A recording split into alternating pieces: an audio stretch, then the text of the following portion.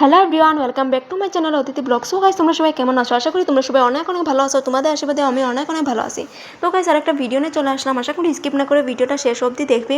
তো আজকে তো পূর্ণিমা, তাই ভাবলাম আমি পূর্ণিমাটা দিয়ে দিই। আর কালকেই লাগছিল, বাট আমি জানি না, ভাবলাম আজকে দিয়ে দিই। তারপরে ওইদিকে আমি সকাল সকাল উঠে স্নান করে তারপরে ফুল তুলতে গিয়েছিলাম। আর গাছটার মধ্যে না অনেকটাই ফুল ছিল, তাই ওই গাছটা তুলে আমি ফুলগুলো সব আনছি। তারপরে ওইদিকে আমার ফুল তোলাটা হয়ে গেছে আর অনেকটাই ফুল পাইছি। তারপরে ঠাকুরের যা সমস্ত জিনিসগুলো লাগে সব আমি রেডি করতে আসি। আর কালকে আমি ঠাকুরের বাসনগুলো সব ধুয়ে রেখেছিলাম, আর কাপড়গুলোও কালকে আমি ধুয়ে দিছিলাম। আর প্রতি মাসে না পূর্ণিমাটা আমরা দেওয়ার চেষ্টা করি, যেরকমই হোক।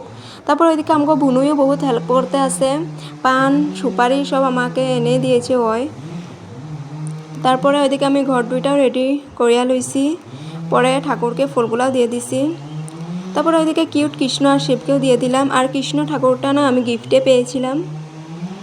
তারপরে ওইদিকে ঠাকুরকে আমি প্রসাদগুলোও দিয়ে দিছি। আর ভিডিওটা না আমাকে বুনুই করছে, ভালো করে করতে পারছে না হয়।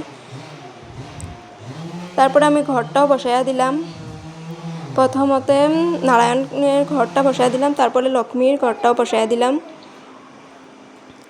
তারপর আমার ঠাকুর দেওয়াটা হয়ে গেছে, পরে ধূপধুনা দেখাই লইছি ঠাকুরকে। আজকের মতন টাটা, আবারও দেখা হবে নেক্সট ভিডিওতে।